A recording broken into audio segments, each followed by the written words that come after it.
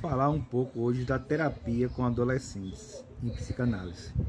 Nesse texto vamos falar sobre a terapia com adolescente no manejo clínico psicanalítico com adolescente, suas contribuições e desafios que surgem durante o set analítico. Vamos falar da terapia com adolescentes em psicanálise.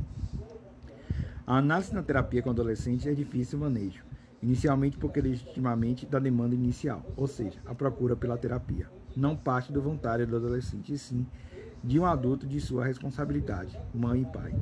Entendendo a terapia com adolescente, como desabrochar da adolescência surgirão mudanças hormonais, de humor, psicossociais, conflitos, transformações, tempo de rupturas e aprendizado, de descobrir seus limites, de questionar valores e normas familiares.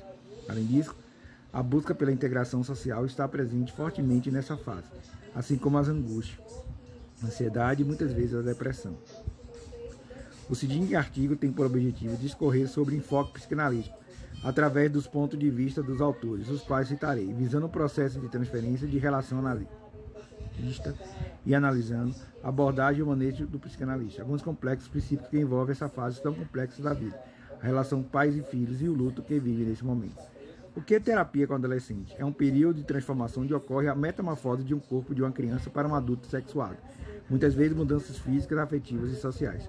Tomou posse de um corpo infantil, o qual suma já era seguro, conhecido em relação com os pais já estavam estabelecidos, onde havia proteção, dependência e se sentiu aceito. Entrar na puberdade, o adolescente com alterações hormonais e morfológicas precisa redefinir sua identidade psíquica, novas capacidades de sentir, pensar e agir, em relação ao meio que está inserido, principalmente em relação aos seus pais. Pinheiro, 2001, lembra que Bolos também contribui. A adolescência deve ser entendida na perspectiva psicanalítica como um momento de retorno para a questão édipica adiada. Não se pode resumir a definição por viés hormonal, metabólico ou de mudança física, nem com a faixa etária. Bolos também contribui com esse ponto, destacando que não se pode marcar as diferentes fases da adolescência por critérios temporais ou referências etárias, exatamente essa extraordinária elasticidade no movimento psicológico que caracteriza a grande diversidade desse período. Como lembra Boles, a puberdade sempre foi reconhecida pelos observadores do desenvolvimento em suas dimensões físicas e psicológicas, em especial pela maturação sexual. Por isso, essa fase estaria relacionada de forma direta a casual com as transformações da sexualidade. Segundo Tom, o autor, é a partir da investigação e sistematização da primeira infância que houve uma abertura para o entendimento desses aspectos psicológicos da puberdade, os quais são referidos ao se falar em adolescência. Anne Freud, primeira psicanalista a tratar a adolescência como tema específico de investigação, postulava que a sexualidade está presente na vida do sujeito, desde os seus primeiros anos de vida, em que na infância que ele torna seus passos mais marcantes. Na puberdade pode surgir inúmeras contradições e instabilidades emocionais, em virtude da maturação dos caracteres sexuais. Tal fato acaba por ocasionar um enorme desequilíbrio psíquico, tornando difícil a diferenciação entre normalidade e patologia. Ana Freud e adolescência. Segundo Ana Freud, o que ocorre na adolescência é o incremento do libido sobre o id em decorrência da maturação das funções orgânicas. Enquanto o ego encontra facilitado, a chave da saúde mental encontra-se-ia no equilíbrio entre essas forças específicas que interagem. Entende-se aí que, em virtude desse desequilíbrio, é esperado até de forma normal a normalidade nessa fase da vida. Referente ao critério cronológico em relação à adolescência, as definições são diversas. Durante a elaboração desse artigo será adotada a faixa etária entre 12 e 21 anos, como propõe a psicanalista David Ziman. Considera a adolescência abrangente de 3 níveis de maturação e desenvolvimento: a puberdade, dos 12 aos 14 anos, a adolescência propriamente dita, dos 15 aos 17 anos, e a adolescência tardia, dos 18 aos 21 anos, cada uma delas com suas características próprias. Há diversos autores na psicanálise que são escritos que citam a adolescência numa perspectiva mais desenvolvimentista, cumprindo a última etapa da sexualidade, tal como Freud descreve nos 3 ensaios sobre a teoria da sexualidade.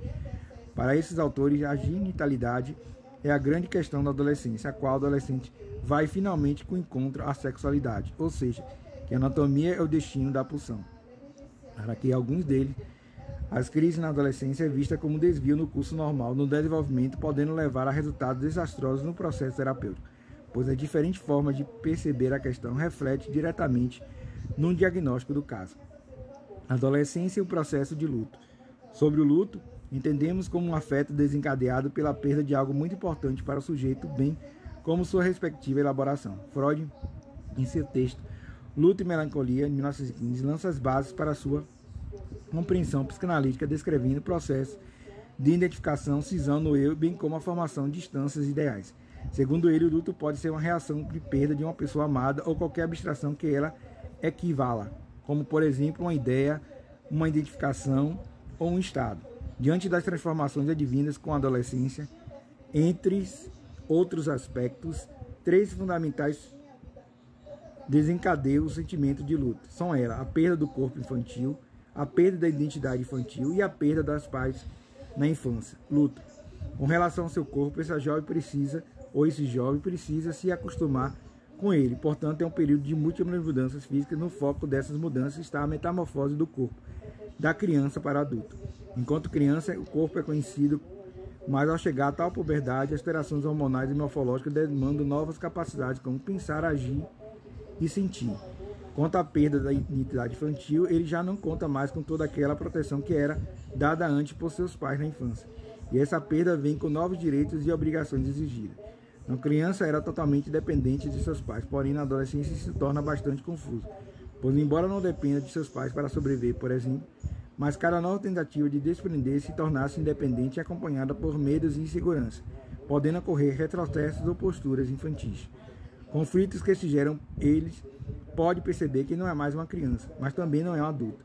Finalmente, o que se fala em perda dos pais da infância é quando o adolescente deixa de enxergar seus pais como figuras heróicas e vê como figuras humanas, como seres também castrados e imperfeitos, com ideias distintas suas e não mais donos da razão, ao contrário de como eram vistos pela criança com os seus heróis. Relações intersubjetivas reais e fantasmáticas. Vale ressaltar que não se trata de uma morte real dos pais, mas sim a morte de seus imagos, até então cultivado pelos filhos, enquanto criança. Lapende Fontale define a imago como sendo a forma que o indivíduo aprende o outro, elaborada a partir das primeiras relações intersubjetivas, reais e fantasmáticas com o meio.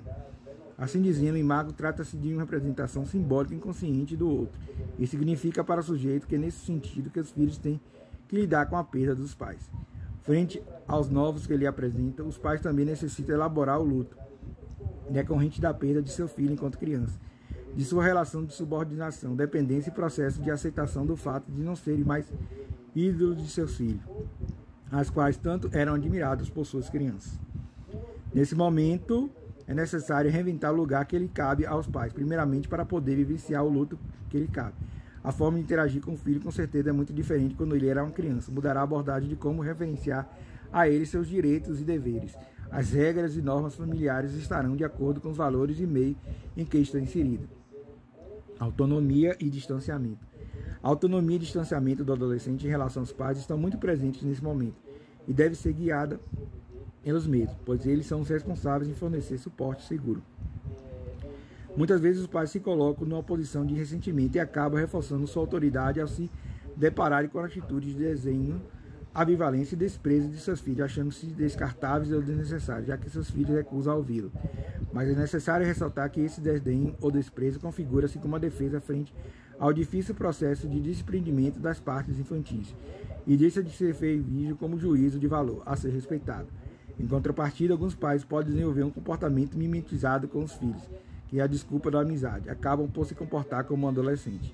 Quando esse comportamento inapropriado querer ser novamente um adolescente, esse caráter de amizade deve ficar claro que não devemos ser amigos de nossos filhos, devemos sim ser pais. A comunicação entre pais e filhos. E este distanciamento bem-vindo aos jovens por ser normal e natural. O papel da comunicação entre pais e filhos nessa fase é fundamental importância. Se há uma boa relação desde a infância, ou seja, a qualidade dos laços antes eram criados, que dará suporte para uma saudável resolução de conflitos na adolescência. Os pais precisam se distanciarem, mas nunca se anularem. Pais e filhos precisam